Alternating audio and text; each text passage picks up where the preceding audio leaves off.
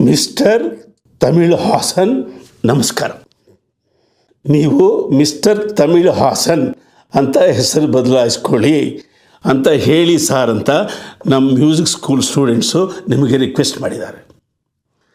Mister Tamil Haasan ನೋಡಿ, ಮಾತು ಮನೆ ಕೆಡಿಸ್ತು, ತೂತು ಒಲೆ ಕೆಡಿಸ್ತು ಅಂತ ನಮ್ಮ ಕಡೆ ಒಂದು ಗಾದೆ ಇದೆ.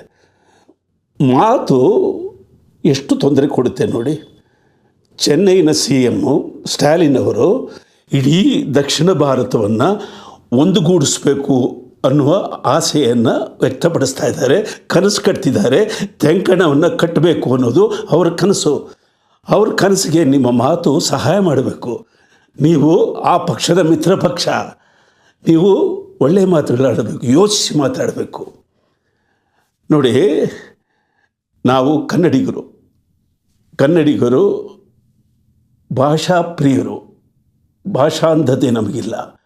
ನಮ್ಮ ಕನ್ನಡ ದೇಶದ ಸಾಂಸ್ಕೃತಿಕ ರಾಯಭಾರಿ ಬಸವಣ್ಣ ನಮಗೆ ಕೊಟ್ಟದ್ದು ವಚನಗಳು. ನಾವು ವಚನಗಳಿಗೆ ಯಜಮಾನರು. ವಚನಗಳು ಅಂದರೆ ಮಾತು ಸ್ವಾಮಿ, ಮಾತು ಎಚ್ಚರಿಕೆಯಿಂದ ಆಡಬೇಕು. ತಮಿಳಿಗೆ ಲಿಪಿಯನ್ನು ಕೊಟ್ಟಿದ್ದು ಕನ್ನಡ ಭಾಷೆ ಅಂತ ವಿದ್ವಾಂಸರು ಹೇಳ್ತಾರೆ. ಅದರ ಬಗ್ಗೆ ಸ್ವಲ್ಪ ವಿಚಾರಿಸಿ ನೋಡಿ. ನಾವು ಕಲಾವಿದರು, ತೆಂಕಣವನ್ನು ಕಟ್ಟುವ ಕನಸನ್ನು ಹೊತ್ತವರು, ಎಲ್ಲರೂ ಒಟ್ಟಾಗಿ ಬದುಕಬೇಕು ಅಂತ ಆಸೆ ಪಡುವ ಭಾರತೀಯರು. ಅದರಿಂದ ನೀವು ದಯವಿಟ್ಟು ಕ್ಷಮೆ ಕೇಳಿ, ಏನು ತಪ್ಪಿಲ್ಲ. ನೀವು ಕ್ಷಮೆ ಕೇಳಿದರೆ ಕ್ಷಮಾಹಾಸನಾಗ್ತೀರಿ, ಇಲ್ಲದಿದ್ದರೆ ಆಹಾಸನಾಗ್ತೀರಿ. ಆ ಹಾಸನಲ್ಲಿ ಮತಾಂಧತೆ, ಭಾಷಾಂಧತೆ ಅನ್ನುವ ಕೊಳಕು ಬೀಜಗಳಿರುವ ಅನುಮಾನ ಇದೆ.